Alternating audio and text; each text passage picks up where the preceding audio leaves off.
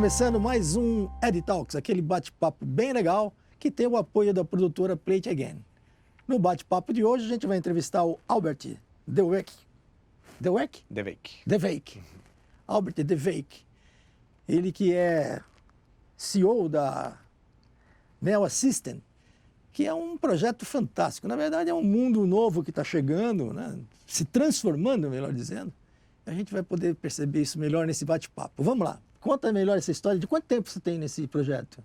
Bom, primeiro, prazer aí, obrigado por me receber. A Neo Assist já está no mercado há 19 anos. Ah, não é tão recente. Não, a gente, na verdade, começou lá pelo ano 2000 desenvolvendo soluções para autoatendimento na internet. Então, a gente entendeu, naquela época, Puxa, onde que bom, hein? o volume de atendimento era 98% por voz ainda, né? A gente entendeu que em algum momento essa curva ia virar e o canal digital ia ser mais forte do que o canal de voz. Então, a gente já queria estar pronto e a gente já estava desenvolvendo ferramentas para ajudar o consumidor a se autoatender na internet. Na verdade, a solução que a gente oferta é uma solução omnichannel. Então, essa solução ela contempla desde o chatbot, né? Então, soluções para atendimento automático, até os canais manuais, como e-mail, chat, telefone, WhatsApp, redes sociais, entre outros. Então, a ideia, na verdade, é que a gente consiga ajudar as empresas a desenhar uma jornada de atendimento ao cliente que seja interessante para ela. Então, essa jornada ela pode ser, por exemplo, iniciada num atendimento automático via robô e terminada via WhatsApp manual, por exemplo. A gente é um pouco agnóstico em relação a canal. O que a gente se preocupa é ajudar a empresa a aumentar a satisfação do seu cliente no atendimento. Então, para isso, eu tenho que ofertar uma suite completa aí de canais para que ele consiga desenhar a jornada ideal do atendimento dele. E, nesse caso, Albert, a gente percebe que esse processo é complexo, né? Muito. Tem muita crítica, né? Às vezes as pessoas não são bem atendidas, né? Como é que você atua nessa qualidade? A gente, até 2014, a empresa basicamente desenvolvia software. Então, era uma empresa que desenvolvia software e licenciava para as empresas utilizarem dentro dos seus canais de atendimento. A partir de 2015, a gente começou a ajudar as empresas também com 2 novos canais. Então, um é um canal de educação. Então, a gente batia muito forte na tecla de melhore o seu atendimento, mas a gente não explicava como. Então, a partir de 2015, a gente lançou um canal muito forte de educação e também um braço muito forte de consultoria, que a gente chama de sucesso do cliente lá dentro. Então, esses 2 braços atuam muito forte com os nossos clientes, apoiando a nossa solução de software para fazer com que os nossos clientes atendam melhor os seus clientes. Então, ajuda a entender as métricas, as principais KPIs, aonde estão os gargalos da operação, quais são os problemas recorrentes, e com isso propor algumas melhorias dentro do processo de atendimento, justamente para tentar elevar o nível aí de satisfação do consumidor final. E nesse aspecto você, não vou dizer a palavra terceiriza, mas você acaba incorporando totalmente esse contato com o público em nome da empresa? O atendimento realizado, ele é sempre feito ou pela empresa ou por algum terceiro. Então, ele pode ser através de uma equipe própria da empresa ou através de algum call center, por exemplo. A gente hoje tem parceria com 5 call centers, 3 grandes e 2 menores, que a gente chama de boutique. E aí a gente ajuda os nossos clientes a entender qual é o melhor perfil de atendimento para a operação dele. Então, uma operação muito grande, que precisa de um alto volume, escalabilidade, por exemplo, vai para um determinado player, ou uma operação um pouco menor. Indica. A gente indica, mas a gente não faz o atendimento. A gente apoia muito forte a entender as métricas e trabalhar junto com os parceiros e com o nosso cliente para fazer com que ele atenda melhor aí o seu consumidor. Nesse aspecto, você não trabalha com dados do consumidor, ou seja, você... A gente trabalha muito forte, na verdade. Você mantém esse trabalho com os dados do cliente? Sempre apoiando o nosso cliente, né? Então, a gente tem essa equipe de consultoria, o nosso sucesso do cliente, ele está apoiando o nosso cliente diretamente a entender o que está acontecendo dentro da operação.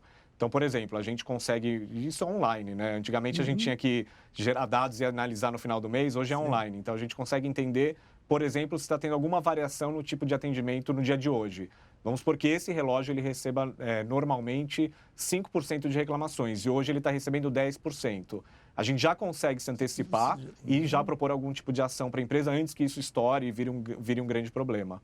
Que na verdade é o correto, né? É o correto. E com a tecnologia que vocês têm, você já aponta sozinho, né? Hoje em dia é muito mais fácil, né? Antigamente tinha que se debruçar em cima de dados e ficar tentando analisar. Você quase que não fazia. Agora não, agora é automático. Então a gente consegue entender essas variações de forma online e através de variações começar a gerar disparos e para diferentes áreas. Então, por exemplo, o dono do produto dentro da empresa desse relógio poderia receber um gatilho automático falando, olha, hoje cresceu o número de reclamações. está com algum problema no produto. Então, vai lá e vê antes que isso daqui vire um problema muito maior, né? Sem dúvida. E se tem uma coisa que, de fato, hoje é real, é o nível de reclamação, porque também ficou fácil das pessoas, né, fazer a sua reclamação, né? Ficou. Não precisa mandar carta ou tentar um telefone, né? Então... E ficou fácil e, na verdade, as empresas, elas... de alguma forma, elas começaram a trabalhar o que a gente chama de reclamação pública, né? Então, antigamente, a reclamação era do consumidor com a empresa. Então, ele ligava, mandava um e-mail. E aí, como as empresas não ligavam muito para esse tipo de atendimento, o consumidor começou a buscar outros canais. Então, foi buscar, por exemplo, redes sociais, sites de reclamação. E aí, a empresa, não só ela hoje é exposta publicamente, né? Então, quando eu quero comprar alguma coisa, eu vou primeiro pesquisar a reputação da empresa. Então, se ela não estiver ali dando um bom atendimento, eu já entendo que eu não vou nem me relacionar com ela, eu como consumidor. Então, ficou muito pior isso. E você tocou num caso interessante. Eu tive outro dia conversando com um executivo do Reclame Aqui, que é um sucesso enorme, e ele estava dizendo que a maior informação que eles detêm hoje não é da reclamação, mas é do público que entra para saber da reputação das empresas. Exato. Né? É um benefício realmente interessante. Né? É que hoje a gente olha para o comportamento desse novo consumidor, né? Então, o novo consumidor, ele está muito preocupado, principalmente qual a experiência que a empresa vai dar para ele. Então, a partir do momento que eu quero me relacionar com uma empresa, eu quero comprar um produto, eu quero abrir uma conta num banco, eu vou primeiro pesquisar a reputação dessa empresa. Então, eu vou entrar no site de reclamação, eu vou entrar nas redes sociais, e aí sim eu vou entender como ela lida com a frustração do cliente. Acho que o consumidor, ele entende que toda empresa vai ter problema.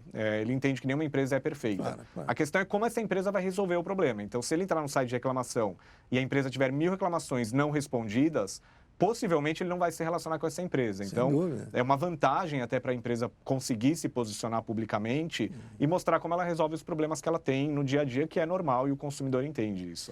No passado, e eu vivi muito essa época, a agência de propaganda praticamente cuidava de toda essa área da comunicação, né?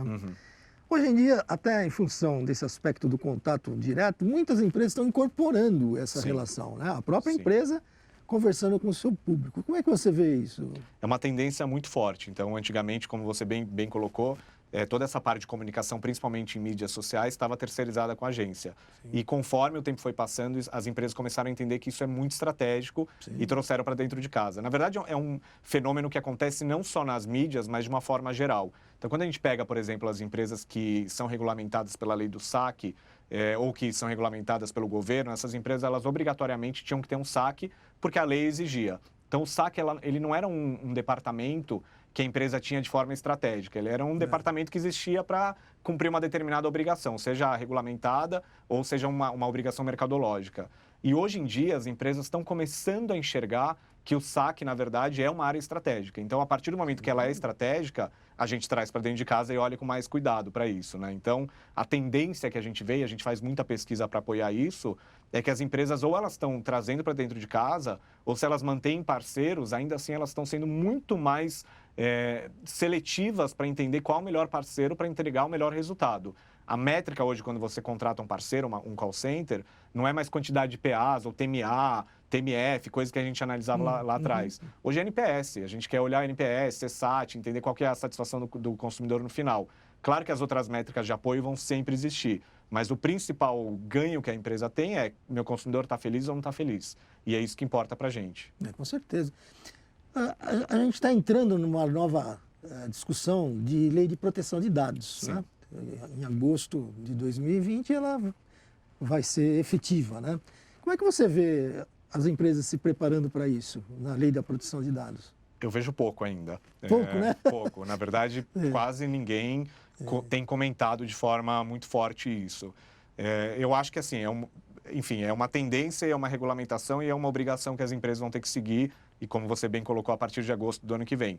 Não é um trabalho fácil e as empresas elas precisam começar a trabalhar isso com muita antecedência. Então, melhorar os seus processos, entender em que momento ela vai utilizar determinado dado, quando ela vai apagar, quando ela vai anonimizar algum dado. E eu vejo pouco, as empresas não têm feito isso de forma muito, enfim, não têm colocado como uma prioridade. Mas deveriam, porque o consumidor, a partir do momento que ele entende que tem essa lei, ele vai começar a exigir certas coisas para a empresa, como, por exemplo, você tem meu dado de cadastro pelo atendimento e para que você está usando esse dado? Se você passou para outro, né? Passou para outro, claro. Você pode ter concordado, né, Para o atendimento, por Isso, exemplo. Então, está aqui meus dados, né? Agora, você vender isso para outro e usar esse dado, isso já não vai ser possível. Claro, até a questão de apagar o dado. Hoje, a partir do momento que a lei estiver vigente, o consumidor ele vai poder exigir que o dado dele seja apagado, por exemplo. E as empresas ainda não estão muito preparadas. E a multa é absurda, é absurdo. 2% do faturamento da empresa até 50 milhões. Para cada caso. Para cada caso. É realmente preocupante. Né? A gente acha que o governo, no primeiro momento, ele vai entrar de uma forma mais educativa, né? Então, assim, ele vai, no começo, instruir, educar, mas em algum momento esse negócio vai começar a virar multa, né? Então, é um problema. Eu sou presidente da BEND, Associação Brasileira de Marketing de Dados, e que há 10 anos vem conversando com o governo e ajudando a escrever essa chamada Lei de Proteção de Dados, né? E você tem razão, até porque se decidiu não criar uma agência para fazer esse controle e sim criar uma autoridade. Isso. Essa autoridade vai reportar para o presidente da República, né? E vai ser construído, provavelmente até a BEND vai participar desse grupo de 25 pessoas que farão essas análises, porque o trabalho, além do que, eu concordo com você. Primeiro, vai ser educativo. Claro. Segundo, vai ser com grandes empresas, né? Os exemplos, né? Exato, os exemplos. O tal do Facebook, o Google, né? Que é a referência, né? Mas que, de fato, tem que ter alguma cautela, né? E um bom aprendizado, né? Claro.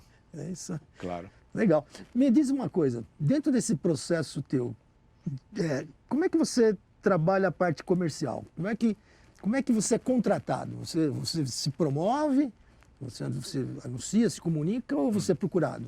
A gente tem os dois formatos. Então, até 2014, basicamente, a gente ia atrás dos clientes no mercado e tentava, de alguma construindo, forma, né? construir, tentava mostrar. Uma coisa que é engraçada é que até 2016, eu tinha que vender duas coisas. A primeira era a importância do bom atendimento e o segundo era a ferramenta.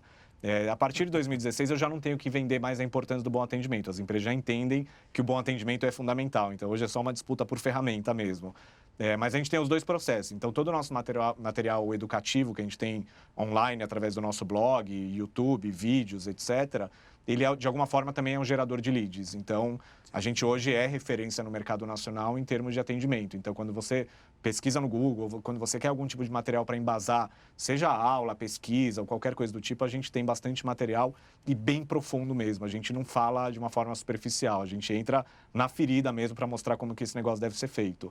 Então, essa é uma forma de captação. E a outra, a gente também participa de muitos eventos, a gente patrocina uma série de eventos e acaba atacando alguns mercados que a gente entende que são os que mais vão se beneficiar hoje da nossa solução. Legal, olha, queria te dar os parabéns. Obrigado. Nosso bate-papo está terminando, eu acho que o trabalho que vocês estão fazendo é incrível. Legal. E realmente muito necessário, né? Com certeza, cada vez mais. Legal. Cada vez mais. Até o próximo, então. Até a próxima, obrigado.